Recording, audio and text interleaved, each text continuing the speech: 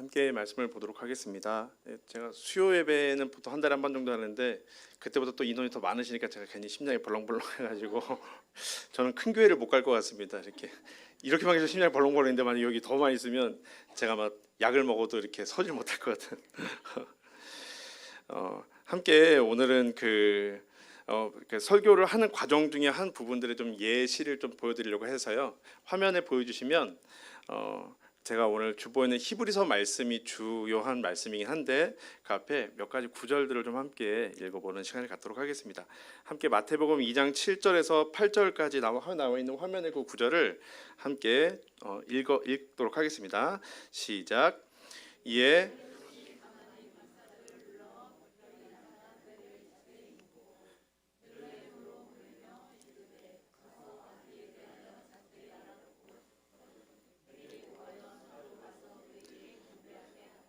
네, 어떤 분이 이 본문을 읽으면서 저는 헤롯이라는 사람이 보니까 아기 예수에게 상당히 관심이 많았고 아기 예수에게 경배하려는 이 모습을 깨닫게 되었어요 라고 한다면 혹시 어떤 이야기를 해주시겠습니까? 오늘 이 본문을 보니까 헤롯이 박사들 불러 별이 난 때를 자세히 묻고 이르되 아기에 대해 자세히 찾아보고 찾게 되면 나도 가서 아기 예수께 경배하길 원한다 라고 얘기하잖아요. 이 본문을 보면서 어느 분이 이러한 것들을 고백하고 묵상한다고 생각하시면 혹시 이 성도님들 중에 이건 이제 이게 나눠주신 나눔이 또 전체적으로 들으면서 또 더 풍성할 수 있기 때문에 한번 얘기해 주시겠습니까? 그런 분이 계시다면 나는 이런 얘기를 해주고 싶습니다. 혹시 하시는 생각나는 말들이 있으세요? 정신 차려요. 네, 혹시 다른 분은 또 혹시 그러면 한 분만 말씀하실까요? 장로님이 혹시 정신 차려 좀 무서운 말이긴 한데 왜 그런 얘기를 하고 싶으셨는지 여쭤봐도 될까요?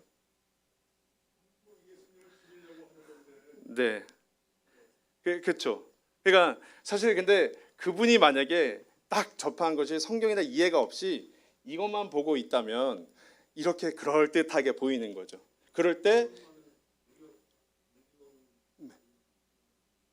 네, 그러니까요. 그럴 수 있겠다 싶은 거죠. 그런데 보다 더 장로님이 정신 차려라고 확신을 가지고 말씀드릴 수 있는 건 이 앞뒤에 마태복음 2장 전체만 보더라도 이 이야기가 사실은 이 말 가운데 담겨 있는 그 의미는 그놈 찾아서 알려주면 내가 빨리 그놈 죽여야지라는 것을 우리 모두 알고 있기 때문에 때론 정신 차려가 아니더라도 안내해 주고 싶겠죠. 잠깐 와보세요. 이게 2장 여기만 딱 보면 안 됩니다. 어딜 봐야 되죠? 2장부터 천천히 눈을 읽고 와서 다시 한번 나한테 오세요. 이렇게 하면 아마 그러실 것 같아요. 네, 제가 왜 이런 말씀을 드리냐면 맞습니다. 이 본문 안에서 이것만 보면 그럴듯해 보이지만 결국 이것은 앞뒤 문맥만 알면 전혀 이런 그 고백을 할 수 없을 것이고 두 번째는 이 마태복음의 저자도 그런 의도로 이렇게 쓰지 않았기 때문입니다. 근데 보통 제가 이렇게 말씀을 드리는 이유는 근데 혹시 이분이 장로님 이러면 어떨까요? 근데 제가 사실은 장로님 제 안에 아주 따끔한 일침을 가해주셔서 감사합니다. 어떤 의미인지 알겠는데 저는 사실은 이런 일들을 통해 헤롯이 누군지 몰랐어요. 외국 사람이니까. 근데 성경을 보면서 이 헤롯이 이렇게 해서 아기 예수를 찾는 거 보고 경배하겠다. 나는 그냥 그렇게 내 나름대로 해석을 하긴 했지만 그러면서 내가 뭐 어떤 걸 고백했냐면 나도 그 예수님을 찾아서 예수님을 경배하는 삶을 살아야겠다라고 고백했거든요. 그래도 잘못인가요? 라고 말하면 뭐라고 대답하시겠어요? 네, 아니라고 하죠. 아니다. 그거 성경이 그것과 상관없이 무조건 제가 드리고 싶은 말씀은 이것입니다. 네, 저도 문제입니다라고 말씀드릴 겁니다.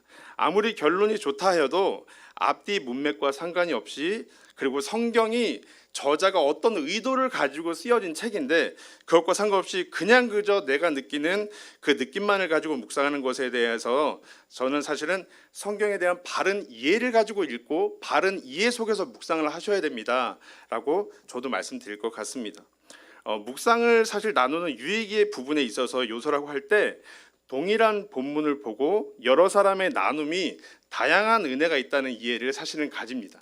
그렇죠. 그래서 저도 대학교 때 이런 부분들이 풍성함이어서 제 경험을 이번에 또 다른 구절 하나를 말씀드릴 텐데 제가 대학 시절에 연합수련회에서 처음 보는 대학생 멤버십들과 같이 이렇게 좀 소그룹으로 좀 이렇게 묵상 시간을 했습니다. 막 아시잖아요. 좀 젊으셨을 때 수련회 하다 보면 막 졸려 죽겠네 깨워가지고 막 7, 8달 모르는 사람도 앉혀놔가지고 똑같은 본문을 주면서 자 3분 드리면 될까요? 뭐 이렇게 이제 묵상하잖아요. 아침에 밥 먹기 전에. 그렇죠? 그렇게 하는데 누군가가, 이거는 제가 경험담을 또 말씀드립니다. 이때 마태복음 6장 25절에서 26절까지의 부분이었습니다. 그래서 뭐 눈으로 보셔도 되고요. 내가 너에게 이르노니 목숨을 위하여 무엇을 먹을까 마실까 무엇을 입을까 염려하지 말라. 목숨이 음식보다 중하지 아니하며 몸이 보다 중하지 아니하냐. 공중에 나는 새를 보라. 심지도 아니하고 거두지 않고 창고에 모아들이지도 아니하되 너희 하늘 아버지께서 기르시나니 너희는 이것들보다 귀하지 아니하냐 라고 말을 하는데, 사실 이제 그런 것도 있습니다. 신학생들 안에서 동일한 본문을 나누면 어떻게 하면 아주 독특하고 남들이 바라보지 못했던 그 독특한 시선으로 나누면서 사람들의 주목을 끌게 할 수 있을까, 뭐 이건 묵상의 바른 이해와는 좀 다르겠지만 그런 부분에 이제 말을 좀, 야 기막힌 걸 발견했네요, 뭐 이런 것을 하고 싶은 그런 게 있거든요. 근데 그런 부분들을 따라 있는데, 그때 제 기억으로 제가 이제 어떤 그 당시에 어떤 형제가 이걸 묵상하더니 돌아가면서 한 사람 나눌 때 이런 나눔을 했습니다. 저는 26절에 공중에 새를 보라라고 말하는 이 부분이 저에게 확 와닿았습니다. 그러고서 뭐라고 나눴냐면, 예수님이 보아라 무엇을 먹을까 마실까 입을까 염려하지 말라 말씀하셨는데 보니까 둥지의 새가 아니고 공중에 나는 새를 보라라고 말씀하신 걸 보면서 내가 최소한 공중을 날기 위한 날개짓을 해야 되지 않는가라는 거라고 했습니다. 여러 이제 묵상 나눔이니까. 그래서 제가 그 당시 저는 어렸을 때 정구가 제 머리에 삥 떴습니다. 그렇구나. 최소한의 날개짓을 감당해야 되는구나 라고 하면서 뭔가 새로운 걸 깨달은 것 같은 익숙한 본문 가운데 그랬던 기억이 있습니다. 그런데 그렇지만 사실 이 본문을 오늘날 제가 어떻게 이해하게 될까요? 사실 그걸 말을 하지 않아도 이 본문도 결국엔 예수님이 야 공중에 나는 새를 봐, 들에 나는 백합화를 봐, 내가 먹이고 입히고 다 하잖아. 근데 뭘 걱정해? 라고 말하는 딱 너무 심플한 제목인데, 이 본문을 같이다 보니까 왜 공중에 나는 새라고 했을까, 날개질 했을까, 이런 묵상들을 하게 되는 게 사실은 지금 와서 보면 기발한 아이디어처럼 보이고 되게 신선한 나눔일 수 있겠지만 사실은 성경의 문맥과 저자의 역시 의도와 상관없는 묵상일 수 있다는 것들을 좀 말씀드리고 싶습니다. 그래서 저는 이런 이해를 좀 나중에 대학원 공부를 하게 되면서 좀 하게 돼서 그때 한 번은 그 교수님을 찾아갔습니다. 그리고 교수님한테 찾아가서, 교수님 사실 그런 의미에서 보면 오늘날 우리가 교회에서 묵상을 하고 있는데 본문의 저자와 의도도 잘 모르고 배경도 잘 모르는데, 물론 묵상을 안 하는 성도보다는 묵상을 하는 성도가 좋으니까 묵상을 많이 하면 좋겠지만 사실 이건 하나님의 말씀이기 때문에 이게 뭐 저희가 어떤 소설책을 읽는 동아리 나눔이 아니잖아요. 그러니까 뭐 예를 들면 기생충 영화를 보시고 감독이 결론을 끝이 안 내었으니 이 사람은 이렇게 느꼈을 거고 이렇게 느껴서 안 넣으면 상관없지만, 저희가 보고 있는 건 성경인데 하나님의 뜻이 정확하게 있는데 갑자기 8명이 봤는데 똑같은 본문의 8명이 뜻이 다 다른 의미를 하나님이 주셨다라고만 이렇게 말을 하면 거기에 대해서 우리는 묵상에 어떤 조심성이 있지 않나요? 라고 했을 때 교수님이 뭐라고 하셨을까요? 저한테 맞다고 했을까요? 제 말이 틀리다고 하셨을까요? 혹시 어떠세요? 교수님이 처음에 그러셨어요. 이렇게 전도사님 아주 좋은 지적이에요. 아주 날카롭고 좋은 지적 맞습니다. 교수님 저는 제가 말하는 이 말씀의 질문이 아주 적절한 질문을 했는지 칭찬받을 만한 질문인지 이게 궁금한 게 아니라, 그러면 사실 각 교회마다 묵상에 대한 좀 바른 이해의 어떤 틀을 알려줘야 하지 않을까요? 라고 했을 때, 그런데 교수님이 그 다음 두 번째 말은 좀 제가 너무 깜짝 놀라게 했는데 뭐라고 말씀하셨냐면, 그래도 전사님 안 읽는 것보다 읽는 게 낫잖아 말씀하셨어요. 왜 웃으시죠? 이해가 되시죠? 저는 그게 무슨 어른들 말로 말이야 방구야 이런 거였어요. 묵상을 이렇게 하는데도 불구하고 말씀의 하나님의 뜻과 상관없이 우리가 해서 각자 성도들마다 해석하는 것이 뭔가 하나님의 말씀하신 계시인 것처럼 그냥 얘기할 때 그분에서 교육에 대한 바른 필요가 필요한데, 갑자기 알고 있고 너무 날카로운 지적이고 첫 번째 질문은 그거였습니다. 교수님께서 학교에선 가르치고 있어요 이거였어요. 교수님들은 가르치고 있는데 그걸 가지고 교회에 나가면 목사님들이나 전사님들이 안 한다는 거예요. 우선 어떤 의도인지 알겠습니다. 그런데 두 번째는 그런데 안 하는 것보다는 읽는 게 낫지 않겠어요? 이런 얘기를 했을 때 이건 무슨 무슨 말인지 이해가 안 되는 부분이긴 했습니다. 제가 이렇게 말씀드리는 이유는 오늘날 사실은 저희가 그 교회 안에 성경을 짧게 끊어 있는 것에 익숙하고 성경을 그 몇 구절에 아까 보았던 이 몇 절과 몇 절 안에 읽겠습니다. 몇 절 안에 목사님이 성경을 설교하겠습니다라고 했을 때 성도님들은 보통 말씀 시간에 집중하셔야 되니까 이 본문이 어디서부터 어떤 얘기에서 보는지 저희는 익숙치 않고 굳이 읽을 필요도 못 느끼고 잘 해석해서 해주시겠지라고 하는 부분들에 대해서 큰 고민 없이 이 안에서만 사실은 맴돌고 묵상을 하고 집에 가는 차 안에서 묵상을 하고 이렇게 할 때가 있다는 거죠. 저는 물론 저에게도 해당되는 조심스러운 말입니다. 그래서 저는 무엇보다 성도님들께 이것을 좀 나눠드리고 싶었습니다. 때로는 우리가 문맥과 저자의 의도와 상관없이 그저 내가 느껴지는 내 마음 안에 어떤 나만의 내적 확신만을 가지고 하나님이 오늘 이 본문을 이렇게 말씀하셨어라고 말하신다고 하신다면 사실은 앞뒤 문맥을 좀 더 읽고 앞장 뒷장을 읽고 성경이 말하는 그 의도가 뭔지를 가지는 바탕 위에서 사실 우리는 해야 되는데 우리가 보시면 때로는 그것과 상관없이 내가 느껴진 느낌을 그냥 그저 하나님이 주셨다라고 말할 때가 있는 부분들이 있어서 이렇게 제가 좀 나누고 싶었습니다. 근데 분위기가 좀 뭔가 되게 쏴해져가지고 제가 뭔가 성도님들께 큰 신뢰를 하는 것인가 생각이 드는데 저는 그냥 진심으로 제가 이제 그런 부분들을 제가 청년 때부터 했었던 저는 큰 문제의식이 없었거든요. 그런데 이제 와서 보니까 그런 의미에서 보니까 성경을 원래 의미를 알아가니까 의미와 반대로 이해하고 있는 부분들이 사실 너무 많더라고요. 그래서 그런 부분들에 대한 좀 제가 바르게 가르쳐야 되는 우선 지금 좀 좋은 그 은혜의 자리를 저에게 주셨으니까 제가 할 수 있는 부분들은 때로는 성도님들이 어떤 성도님들에게는 이게 뭔가 불쾌하고 불편할 수 있지만 그냥 제가 있는 것은 성경은 하나님이 우리에게 주신 의도한 바대로의 의미대로 우리는 읽어야 합니다. 그 안에서 묵상입니다라는 것들을 좀 제가 조심스럽게 그리고 겸손한 마음으로 나누어야겠다라는 생각이 들었습니다. 그리고 이것들을 처음 이렇게 나누게 된 계기는 무엇이냐면 저희가 이제 T 교재를 사용하고 있는데 그 T 교재에서 저희 이제 먼저 많이 하시고 저희 청년분은 조금 천천히 나중에 하게 됐거든요. 근데 거기 안에서의 큰 맥락의 질문 안에서 제가 사실은 시작이 되었습니다. 그래서 오늘 그 부분을 좀 함께 짧게 나누도록 하겠습니다. 함께 히브리서 4장 12절 13절입니다. 함께 읽겠습니다. 시작. 하나님의 말씀은 살아있고 활력이 있어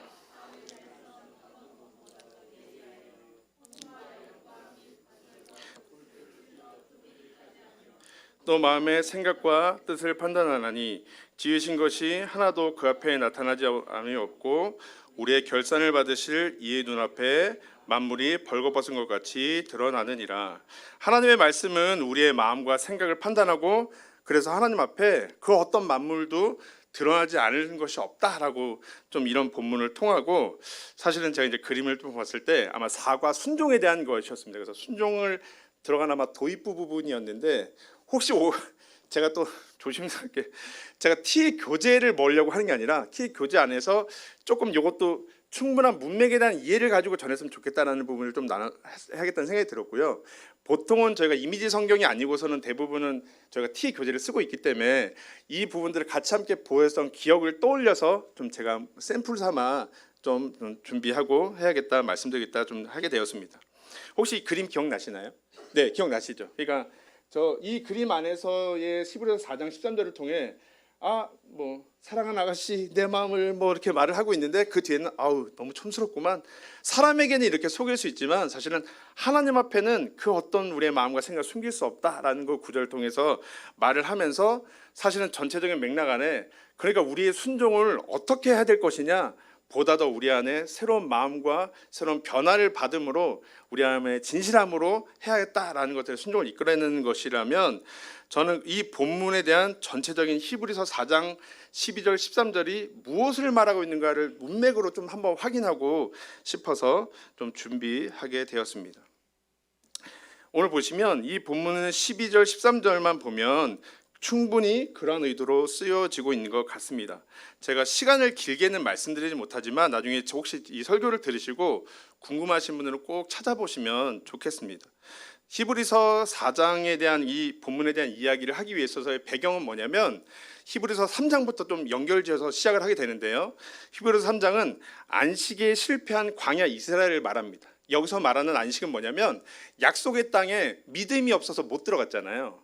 네, 하나님이 출애굽을 시키시고 홍해 사건들을 보이시고 만나와 메추라기와 밤에는 불기둥과 낮에는 구름기둥으로 막 인도하셨음에도 불구하고 약속의 땅에 들어갈 수 없었단 말이죠. 약속의 땅에 그 안식에 들어가지 못했는데, 여러분 거기에서 안식의 땅에 들어가는 것은 여호수아를 통해 약속에 들어가는 건 잠깐의 어떤 우리를 위한 잠깐 교보제이기 때문에 진짜 우리에게는 정말 안식에 주어질 기회가 아직 남아 있습니다라고 말하는 것이 4장까지 연결되는 것입니다. 그래서 오늘날 교회가, 여러분 우리 믿음의 조상들이 바로 그것 안에서 결국 믿음이 없어서 하나님의 여러 가지 경험에도 불구하고 나아가지 못했는데, 우리에게는 아직 기회가 주었으니 우리는 그 안식에 들어가기를 힘씁시다. 그 하나님을 잘 믿읍시다 라고 말하는 것이 말합니다. 그래서 4장 11절에 바로 이렇게 말하고 있습니다. 함께 읽도록 하겠습니다. 그러므로 우리가 저 안식에 들어가기를 힘쓸지니 이는 누구든지 저 순종하지 않은 본에 빠지지 않게 하려 함이라. 이 이야기를 하고 하나님의 말씀은 살아있고 운동력이 있으라고 말하는 것이거든요. 그럼 보세요.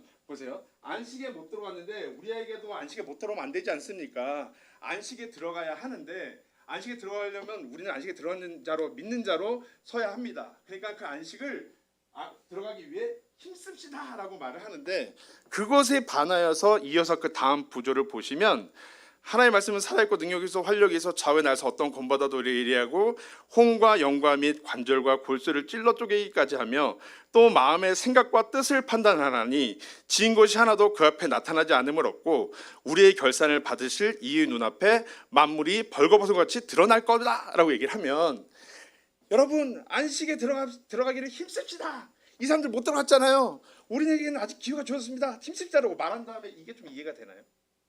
근데 갑자기 하나님의 말씀은 살아있고 운동력이 있어서 우리의 마음과 생각과 숨은 의도까지 다 드러낸대요. 그러면 힘쓰자는 거예요? 힘 빼려고 하는 거예요 지금? 그러지 않으세요? 그렇죠? 근데 말씀 앞에 설 때 근데 여러분의 생각과 마음을 힘쓸 텐데 마음과 생각을 감출 수 없습니다라고 말을 하면 첫 번째 의도는 그렇게 할 수 있겠죠. 그러면 우리 그냥 했던 것처럼, 그러니까 우리의 진짜 생각과 마음을 항상 정결하고 깨끗하게 하고 하나님 안식에 들어갈 수 있는 자가 되기를 힘써야죠. 왜냐하면 말씀 앞에 드러나지 않을 것이 없다고 말했으니까 라고 말하는데, 그럴까요? 그런 의미일까요? 네, 아닙니다. 그래서 히브리서 저자는 이어서 바로 14절부터 16절이 히브리서 4장 마지막 끝이거든요. 이렇게 말해주고 있습니다. 함께 읽겠습니다. 그러므로 우리에게 대제사장이 계시니 승천하시는 이 곧 하나님의 아들 예수시라. 우리가 믿는 도리를 굳게 잡을지어다. 우리에게 있는 대제사장은 우리의 연약함을 동정하시지 못할 리가 아니요 모든 일에 우리와 똑같이 시험을 받으신 이로되 죄는 없으시니라. 그러므로 우리는 긍휼하심을 받고 때를 따라 돕는 은혜를 얻기 위하여 은혜의 보좌 앞에 담대히 나갈 것이라. 여러분 우리는 광야 이스라엘 백성들처럼 하나님의 기적과 표적을 보고도 하나님을 믿지 않아 안식에 거하지 못하였는데, 아직 우리에게는 기회가 있습니다. 우리는 안식에 들어갈 때 그러니까 힘씁시다. 힘써 하나님을 믿어봅시다 라고 말을 하는데, 이어서 하나님의 말씀은 그런데 우리의 생각과 마음을 판단하고 하나님 앞에 우리의 숨은 의도까지 다 드러내실 겁니다 라고 말하면 진짜 잘해야 되는 거겠죠. 그런데 이어서 히브리서 저자가 이걸 염두에 두고 말하는 거죠. 그래서 바로 14절부터 우리에게는 그런데 누가 있습니다? 대제사장이신 예수가 있습니다 라고 말하고 있는 거죠. 예수님은 우리의 연약함을 동정하지 못할 이가 아니요 그러므로 우리를 긍휼하심을 받고 때를 따라 돕는 은혜를 얻기 위하여 은혜의 보좌 앞에, 그러면 무엇을 따라갈 수 있을까요? 여전히 밝히 드러날 거야. 그래서 우리는 사실은 안식에 들어가기를 힘쓰지 못하는 모습이 드러날 수도 있습니다. 그럼에도 불구하고 우리가 그 은혜의 보좌 앞에 나갈 수 있는 담대한 이유는 말씀으로 드러나겠지만 그럼에도 불구하고 안심하라는 거죠. 우리에게 누가 있으니까? 대제사장 예수님이 있으니까. 그래서 성경은 로마서에서도 우리가 아시는 것처럼 이렇게 말하고 있죠.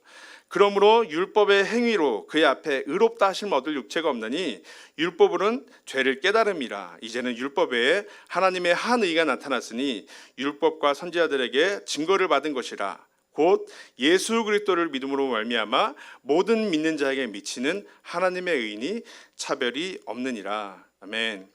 유대인들은 하나님의 율법을 자기들이 지켜내어 그것을 의롭다함 받는 것을 하나님의 뜻이라 여기고, 그것을 얼마나 순전하게 하나님의 명하신 말씀 그대로 잘 지켰을 때 하나님께서 우리에게 복을 주시고 또 저주를 주시고 믿는 것이 사실 유대교라면, 그 유대교 안에서 성령을 통해 나오게 된 교회는 하나님의 말씀을 지켜볼 때 지켜내는 나, 변화되는 나를 가지고 우리가 뿌듯해하고 자랑스러워지는 것이 사실은 아닙니다. 도리어 오늘 로마서에서 사도 바울이 말하고 히브리서 저자에 말한 것처럼 그 말씀을 통해 열심히 우리는 은혜를 따라 살아가야 되죠. 그 안식의 하늘 본향을 깨달으니까 이 땅이 전부가 아니라 하늘 본향을만을 바라보면서 하나님의 하늘의 가치를 보면서 열심히 살아야 됩니다. 그런데 살아가면 살아갈수록 진짜 그것을 미친 듯이 열심히 노력해서 살아보신 분은 알 겁니다. 누군 봐도 대단하세요, 변하셨어요, 누구가 봐더라도 그 자신만큼은 진짜 알 겁니다. 생각보다 잘 되지 않는다는 거예요. 근데 주변에는 알겠죠. 갑자기 예를 들면 예입니다. 술을 먹었던 사람이 술을 안 먹던지, 예배 시간에 어떤 뭘 하던데 정말 이렇게 딱 듣던지 하는 그 모습 안에서는 큰 변화가 있기 때문에 누군가는 잘하셨어요 말하겠지만 그 사람만큼은 알 거예요. 나는 왜 이렇게 예수님이 말씀하신 이웃에 대한 그 사랑에 대한 넉넉한 마음이 없지? 내가 하나님이 말씀하신 하나님의 뜻대로 이 사랑을 사랑의 마음으로 품지 못하지? 겉으로는 누군가 내가 아닙니다, 제가 구제 헌금을 많이 하겠지만 마음속으로는 어쩌면 아까 그 고백처럼 나의 마음은 아는 거예요. 아까운데 이건 나 지금 우리 한 달 생활비가 조금 더 될 것 같은데. 근데 어느 순간 그 말씀을 볼 때 그 마음이 깨달아지니까 나는 아닌데 헌금 목록에 누구 이름을 보면서 야, 집사님 대단하세요, 권사님 대단하다고 말할 때 그분이 진짜 그것에 취하지만 않는다면 아실 겁니다. 아닌데, 나는 내 온전한 마음이 아니었는데. 때로는 누군가 주보에 내 이름이 올라가는 것으로 누군가 내 마음을 알겠지, 내 믿음을 판단하겠지라는 거에 나는 때로 올릴 뿐인데 라고 하는데 본인은 알겠죠. 네. 그런데 그런 역할 속에서 우리는 히브리서 저자가 말하고 로마서 저자가 또한 똑같이 얘기를 말하는 것처럼 그때 우리는 누구를 이렇게 보게 되는 건가요? 잘하고 있는 나, 이전보다 변화되고 있는 나가 뿌듯한 게 아니라 이상하게 주님의 말씀대로 분명히 나는 헌신하면서 살아가는데 온전하지 않음을 통해서 뭔가 죄의식이 자꾸 느껴져. 그런데 그럼 큰일 났네, 안식에 들어갈 수 없는데. 그런데 히브리 저자가 그러므로 우리에게는 누가 있다고요? 대제사장 예수가 있다. 로마서에 그러므로 우리에게 누가 있다고요? 곧 예수 그리스도를 믿음으로 말미암아 모든 자에게 미치는 하나님의 의가 우리에게 주어지기 때문에 우리가 그 예수님을 힘입어 다시금 아무렇지 않을 수 있는 거죠. 네. 그 안에서 우리가 말씀의 전체 본문 문맥 안에서 사실은 히브리서 저자가 말하고 싶었던 것도 여러분 이런 거죠. 레이저로 하나 나 똑똑히 지켜보고 있다. 이렇게 너 하려면 똑바로 해. 마음, 네 생각과 마음. 아까 그 이상한 남자애처럼 아유 몸은 촌스럽네. 내가 다 지켜볼 거야. 이거야. 이런 의도가 아니라 지켜볼 거야가 맞습니다. 맞을 때 그러면 나보고 어떻게 해요? 그래서 내가 왔잖아. 그럼 너는 어떻게 하겠니? 그러면 그 예수님 앞에 내가 나아가야죠. 네. 그것이 사실은 유대교와 기독교의 아주 큰 맥락의 차이인 것들을 꼭 기억하시면 좋겠습니다. 때로 우리는 주님 가신 날까지 사실 생각보다 변화가 안 될 수도 있어요. 그 변화는 제가 다시 말씀드립니다. 사람이 바라보는 변화는 이럴 수 있어요. 상 받을 만한 변화일 수 있어요. 그런데 본인은 알 거예요.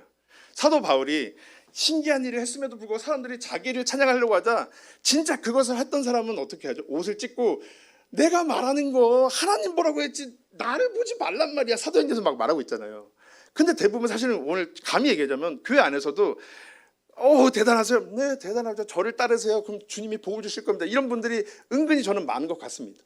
저는 사실 간증을 별로 안 좋아합니다. 정말 간증은 자꾸 해보고 했는데 넘어졌는데 이분하고 삶에 다른 것이 없는데 내가 어떻게 구원을 받는지 잘 모르겠어요. 여전히 내 삶은 나는 여전히 그 문제를 가지고 안고 살아갑니다. 내 문제는 해결되지 않았어요. 하나님이 나의 삶을 돌보시는 것 같지 않았어요. 그래서 원망도 나고 야속한 마음도 화도 나고 새벽기도도 안 나가봤어요. 그런데 성경 말씀 안에서 내가 사는 게 아님을 난 깨달았어요. 그리고 지금 내 눈앞에 보여지거나 사람의 앞에 떳떳이 드러내 보일 것이 없다 할지라도 우리가 믿는 바 되는 그 나의 경험이나 나 여러 가지 그냥 이런 몇 가지뿐이 아니라 누군가의 말이 아니라 성경에 기록된 말씀을 보니 우리의 연약함을 동정하지 않으시는 분님을 동정하지 않으시는 그 제사냐 예수가 임을 내가 깨달았기에 지금 비록 나는 어쩌면 지금 내 말을 듣는 여러분이 보기에도 난 초라하고 보잘것없고 뭐야 별거 없잖아, 뭔 간증거리 한다고 왜 나왔어, 뭐 있어야 나와야 될 거 아니야, 이런 얘기를 듣는 것처럼 보일지라도 저에게는 이제 진짜 굳건한 감사와 믿음이 생겼어요. 이런 나를 끝까지 인도하시겠다는, 나는 하나님이 어떠한 분인지 알았어요. 네. 전 사실 그 간증 그래야 되는데, 보통 간증 보면 어려운 시기에서 기업이 잘 되든 내 삶이 잘 되든 내 자녀가 유명한 대학을 가든 그러면 아멘, 그럼 여기서 아멘 한단 말이에요. 그렇잖아요. 제가 청년들한테 하고 중고등부터 다시 얘기하거든요. 그럼 여기서 하는 아멘의 대부분의 반은 어떤 거가 아멘일까요? 이분의 아멘일까요? 이분이 이 모든 극복을 결정해서 가지고 있는 자녀의 스펙이나 CEO의 실패했다고 해서 성공에 대한 스펙이나 이게 부러운 걸까요? 솔직히 네, 저는 그런 것 같아요. 정말 그것이 아니라면 정말 아무것도 없이 남루한 어떤 분이 와서, 노숙자 한 분이 와서, 저는 그냥 근데 오늘도 제가 은혜는 성도의 삶으로 저는 노숙자가 감히 부끄럽지만 저의 삶도 역시 주님이 제 삶을 야곱과 같이 아브라함과 같이 인도하시는 여정 속에 저는 성도임을 조심스럽게 믿음으로 고백합니다.